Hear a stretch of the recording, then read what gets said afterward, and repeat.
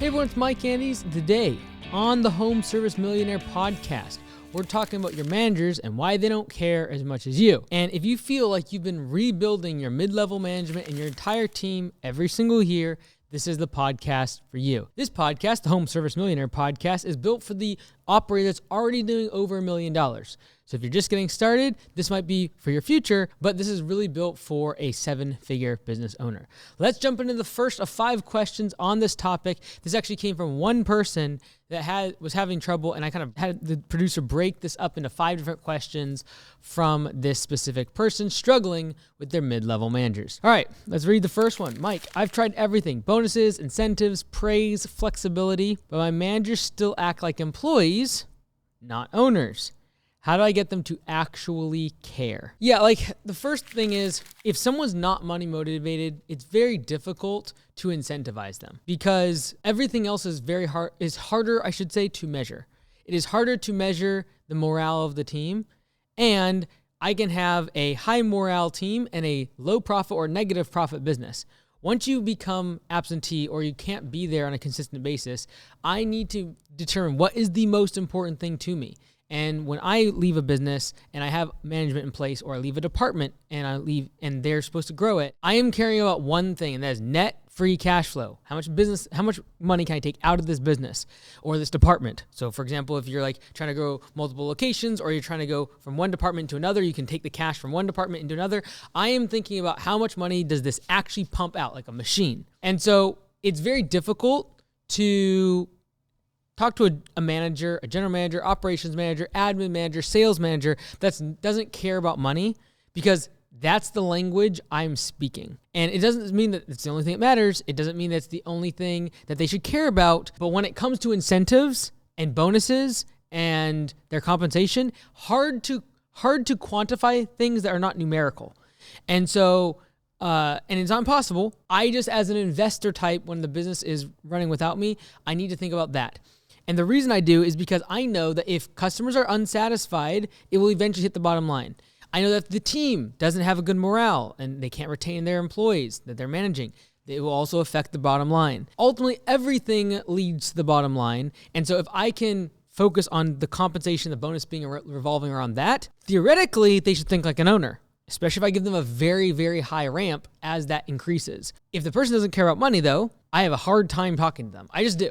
I have a hard time praising them. I have a hard time being flexible when it comes to the things that you mentioned, because it's very clear what winning looks like. And in my opinion, for any manager, any department, it's like, I need to know what winning looks like. And then I'm going to incentivize them based upon that. And for me, winning looks like lots of net free cash flow. And if they don't care about net free cash flow, we have a problem. And so I would first think about finding a GM or any manager that is money motivated. Because if that's the language you're speaking, and I would assume when you talk about them not caring about, you're thinking like them thinking like an owner. Usually people mean they don't think about the profitability of the business. They don't think about efficiency. They don't think about things breaking down. They don't think about the long-term consequences of their decision. Great. A lot of times it's because they're not incentivized against the profits of the business. They're not incentivized like an owner.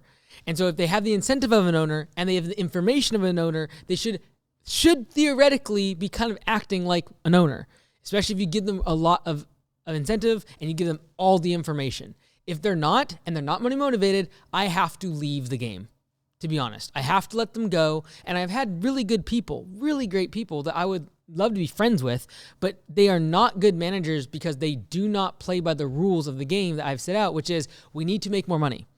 And if we can't speak the same language and you're going to tell me all the good things you've done, but it doesn't lead to net free cash flow, we're just going to be speaking different languages. And so I have just come to the determination it is easier if I just find people that have the same incentives as me, and then I give them lots of it. And I would say, even if you have done that and they still don't care, it might be that they don't care about money, and then we got a bigger problem on our hands. Also, keep in mind that if you've made incentives that are impossible for them to hit, they might be money motivated, but because they have seen now the dirty laundry of the business, they realize it's almost impossible to hit those incentives. And so before you make the jump to conclusion of, oh yeah, they don't like money, be very careful. Most people do like money. And so I do think it would probably be something deeper than that, assuming that if they like money and you create very clear incentives and it's obtainable incentives for them to get onto a ramp, I think there's actually something that is beyond the incentives, beyond the information, beyond them thinking like an owner. And I think we'll probably get into that in the next few questions. All right, number 2 on the docket. Every time I finally train someone up, they either burn out, check out, or leave. What am I missing in how I hire or lead? So this part leading to burnout or checking out or leaving, or does they not showing up? This a lot of times comes down to misaligned perception of what the job entails. And so if you get a manager, especially if you bring them from outside the organization, this is usually when this happens, is you sell them on the job and they're a great person and all of a sudden their expectations are very high and they get into the job and it's like, oh, it's not really that. This is something that we really had to nail down the past couple of years, even at Augusta for technician before becoming a GM. You got to be really clear that as a GM here, you work in the field. When it's slow, you work in the field. Now, if we have 7, 8 crew members, we're super busy, we're doing 120, 130,000 in monthly revenue, yeah, you're going to be driving around, managing the team, leading the team, training the team, doing estimates, etc.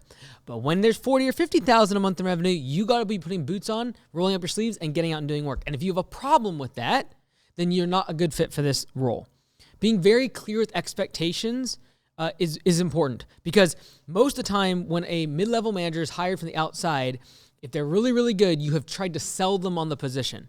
And you need to be careful, because of course I want to attract great talent. But if I have their what they think is going to happen in terms of compensation, in terms of their work schedule, in terms of the working conditions, and then it doesn't align with their expectations, that's usually when people leave within the matter of the first few weeks in a management position. Because usually in a management position, they have really done a great job of the interview process or the first few days or weeks, and you're like very impressed with them, and that's why you offer them a management position. So they usually aren't like, why, like they're not like unprofessional, or they don't know how to be able to manage themselves or their time. Like, these are professional managers, and if you're bringing someone from the outside that is that really, really good quality candidate, I am immediately asking myself, what was pitched, like what was in the job ad? Well, what did you say in the interview? What did your on-target earnings say? What was the result, though, over the next few weeks or months when they started? Did it actually align with what the job listing said? Did it actually align with what you said in the interview? Or did you start adding other things that they didn't really expect to be doing? Did you make sure that they understood that their role was going to include certain aspects that aren't super fun? That's why I want to be very open and blunt and honest with someone, especially if they're stepping into a role where they have to kind of create the role. Like, if it's your first manager, you are not going to have the systems required or the skill required to know what systems to give them to set them up for success. It is going to be a function of they're going to have to help you develop the systems for their role. And we've talked about this earlier in the podcast, a different episode, where it's like when you hire someone, you actually set the expectation that they're going to help you build the systems for the role. You do that when you don't have the systems built out yet, so that way they have the expectation that you don't know quite yet what to put on that job listing. And you show your cards, because if you come out like, oh yeah, this is how it's going to roll and this is what's going to happen, and all of a sudden they start realizing, oh, like there's other things that weren't included on the job listing, and like I'm not making quite as much money, and in order to hit that target that they told me I was going to make, that would take like a year or two for me to hit that. And I have to like get rid of my entire team because they're not great and I don't like them. And they were like handed to me as like, I thought this was going to be a great position, and now it's not. And so alignment is very important. I would also say checkups with them in their first few weeks. If you're bringing out a mid-level manager and they're immediately going into management, I want to check in with them quite a bit in the first few weeks to make sure that what they expected is happening. And that's what I'm trying to recognize.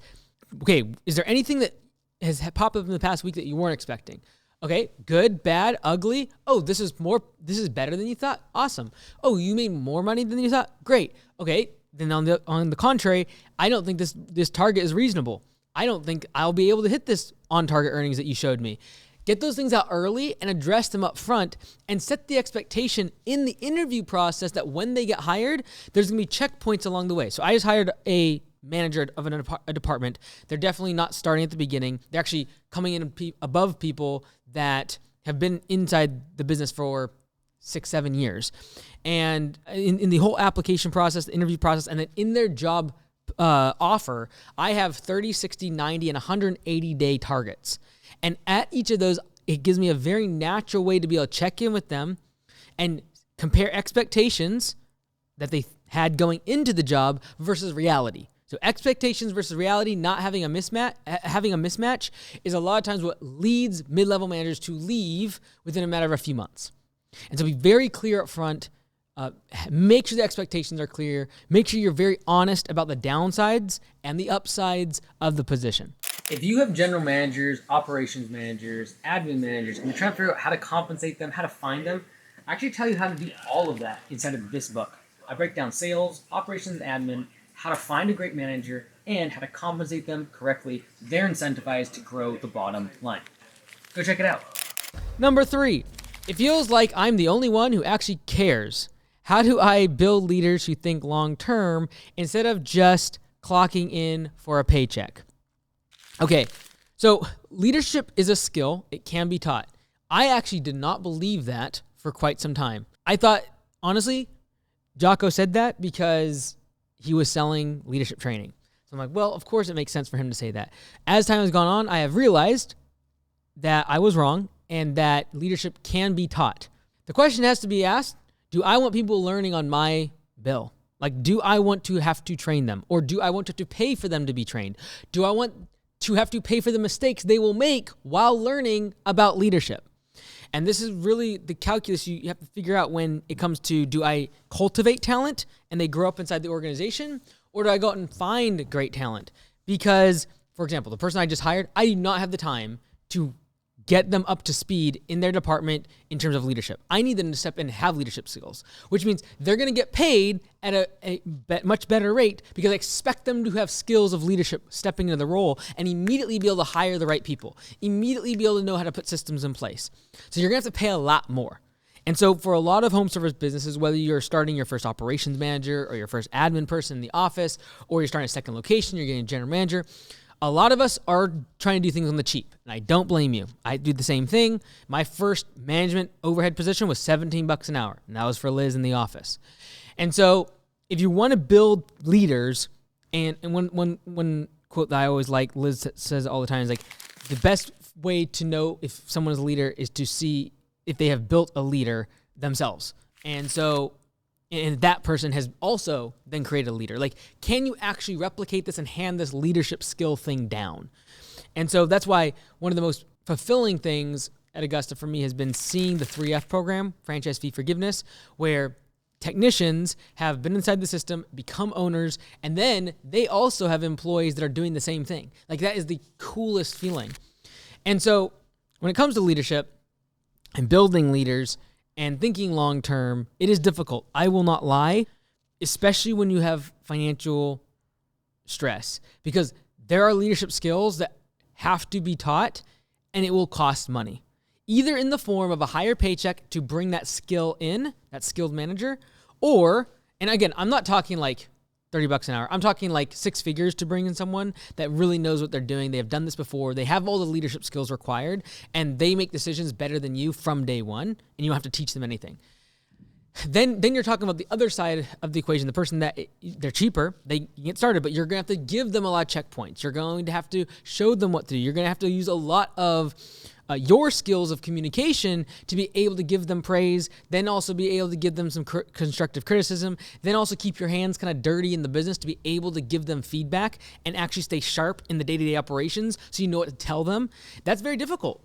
And so when it comes to building leaders who are thinking long-term, they're not just in it for the paycheck, I am usually looking for care.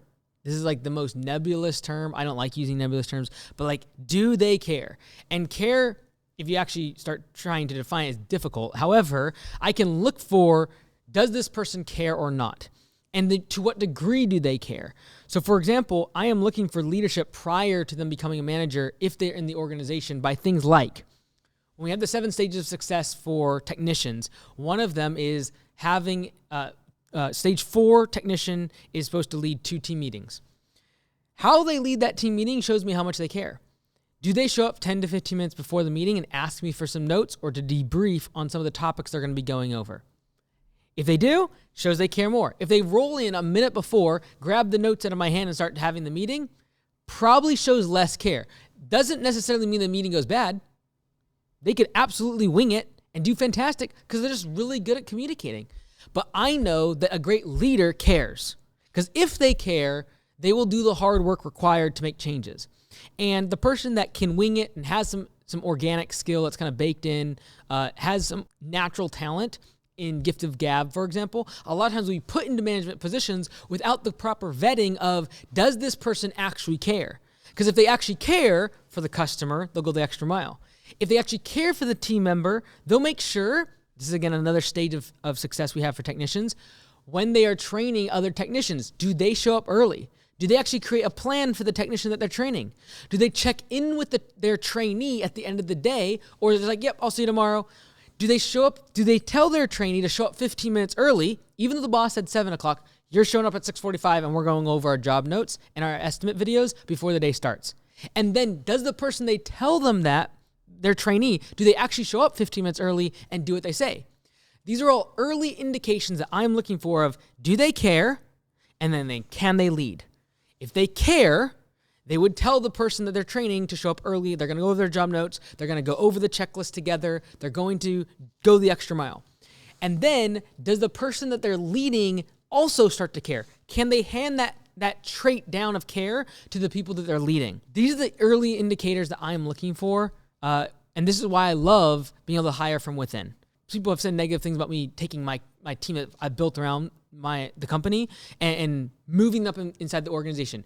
Me perfectly knowing well that they were going to make mistakes and they don't have certain skills. But the reason I've done that is because there is so many instances of seeing them care and being able to lead that I know whatever they encounter next, they will be eventually overcome it. And there's a higher degree of risk to me to hire someone from the outside that might already have this skill and be able to conquer this devil or this demon, like the current obstacle facing the business. But if they don't care and they can't lead, they'll eventually hit the next bottleneck as the business grows inevitably, and they will not be able to overcome it. And so in my opinion, the leaders that I am looking for is not necessarily the one who has the skill. Because the skill is like the ultimate trump card of like, you can pass the test, you can solve the problem, you can overcome this obstacle, you can continue growing the business. But what it does not guarantee, if they do not care and they cannot pass that trait of leadership to their team members that they are leading, they will eventually hit an obstacle that they will not be able to pass. And I will have to hire another person. Likely, this is when it gets ugly, you have to hire above them and now they leave because they don't have the skill of leadership or caring enough to lead their team. And those are the traits that are so soft and hard to find. But once you find them, you're willing to invest and take longer with somebody. And so in terms of building leaders, I am looking for early indications of someone that can care and that when they lead other people, they lead people to also care. And the people that they lead begin to care more. They show up early. They start to do what their trainer said. The people in the team meeting, when that technician is leading the team meeting, start to change their behavior. And if I can get someone to care, change people's behavior, and then lead them, very high degree that when they hit an obstacle in life, in the business, in their leadership, in their department, in their location, they will figure out a solution because they care enough to go the extra mile, and that when they lead, they pass that care along to those that they are leading. Number 4, why do my managers stop performing the moment I stop watching? Do I have a people problem or a system problem? Okay, so I never like saying we have a people problem because it puts blame on someone else, and therefore I cannot control it. I'm going to take ownership. I'm going to try to figure this out. And so I'd never like to say it's a people problem because that's a quick cop-out. Now, it will feel that way when you constantly are burning through people, you're burning through managers, you're burning through technicians, you're burning through crew leads, you're like, no one cares. Okay, if you turn your back and people start to behave in a different manner, you have to ask yourself, what is different when you are there? Well, there's a system of accountability, which is you see everything they do.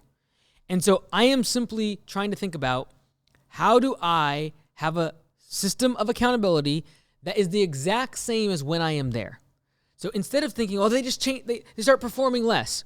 What do they actually do differently when you are gone versus when you are there? And then create incentives and systems to ensure that the things that they do when you are there continue to happen. You're like, well, when I show up and I'm there in person, they show up earlier. When I'm there, they make sure that the manager will stay until all the team members are done for the day. Okay, all right. Make those behaviors mandatory or required. And this might mean that the person that doesn't care, once you turn your back and they stop performing, you got to get rid of them.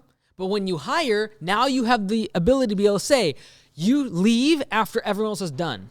And guess what? When you tell someone that, all of a sudden, they start to route jobs better. They start to manage their budget hours better. They start to make sure maintenance is better because you have set the standard and the expectation prior to the job starting. And so the reason I want to call this a system issue is because you hired them wrong. You hired them and said, get the jobs done without saying these are the things that are expected of you and you must do them. And if you do these things, you will be rewarded in these ways. And so I'm always looking at the system and I'm wanting to break down what performance looks like. So again, when you say that managers stop performing the moment you stop watching, I'm asking what are they doing differently? And then I'm going to create a system around those things. And it can't just be like, well, they don't try as hard. What does that mean? Like, does that mean they show up later? Does that mean that they don't get all the budget hours done every day? Does that mean that if there's a rain day, they don't really try to catch up? They just push everything off to next week?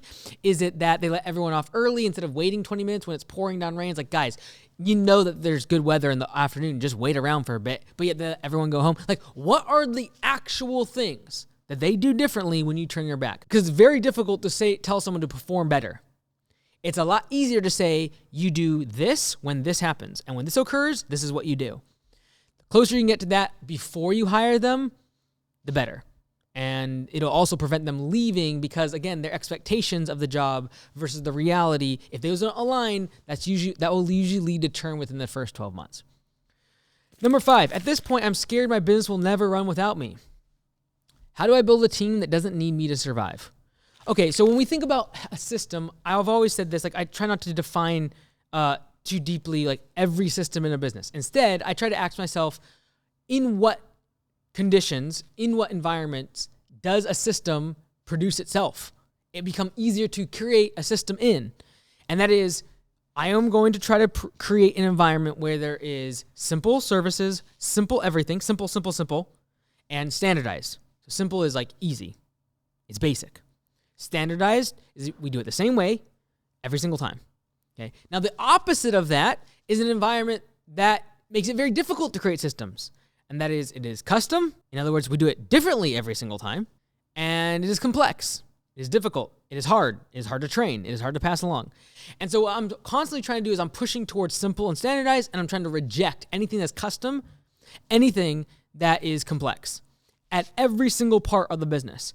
And so if the business can't run without you, it is likely there are certain parts that are complex or custom.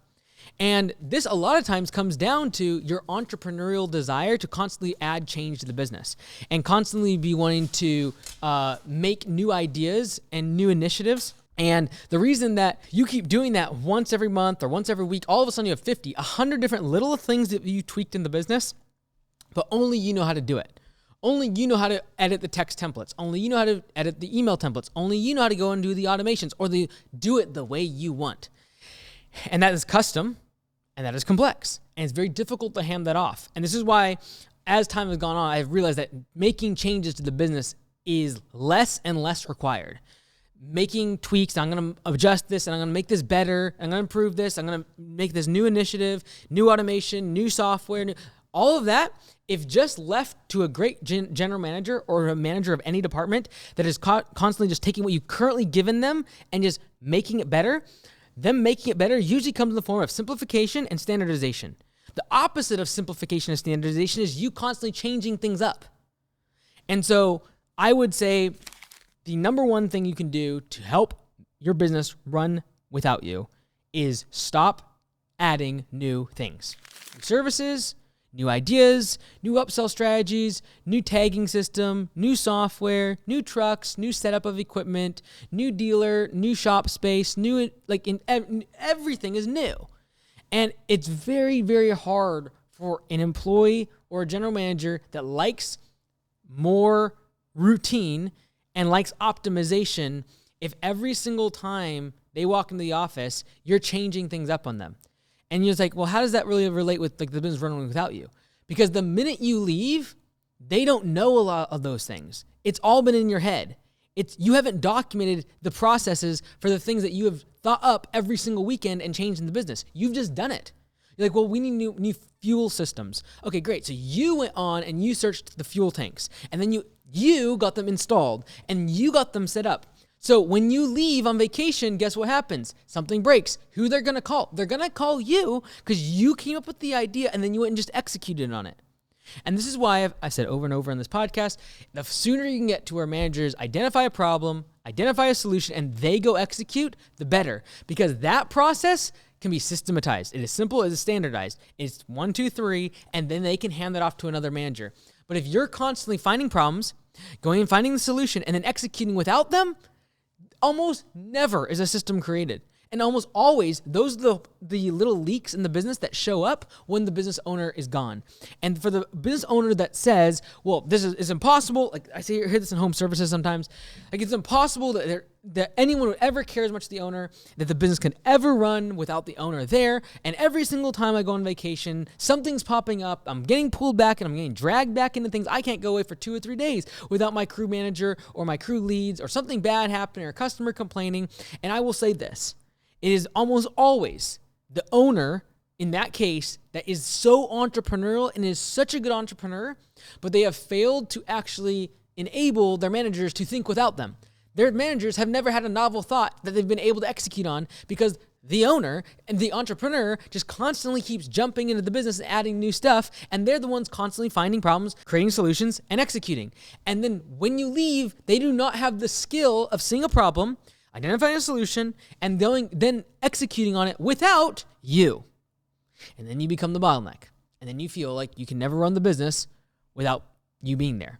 And it is possible, but it will require the humility to say, I am not instituting this change as much as I think it is a good change, as much as I think this is a positive thing, as much as I think this new idea, the new service, this new way of doing something is good. I'm not going to do it because I'm going to allow my current team to take what I've currently given them. They're going to do it more and they're going to do it better. And I'm not going to constantly add new stuff, because when you add new stuff, almost always you've identified a problem, you came up with a solution, and then now you're executing on it. And as soon as you take that loop over, you become the bottleneck for the business. You become the one that's coming up with all the ideas, all of the solutions, and you're doing actual execution. And when something breaks later on, like that fuel system that you installed, that you looked up online, and that you're the one that contacted the sales rep and had it installed with the concrete guy out in front next to the shop, you're going to be the one that gets contacted when it stops to work, and you're gone. All right, everyone, that's it for today's show. If you have a question, go to mikeandys.com/question and take 30 seconds. Record a video, submit it, and I'll answer it on the next show.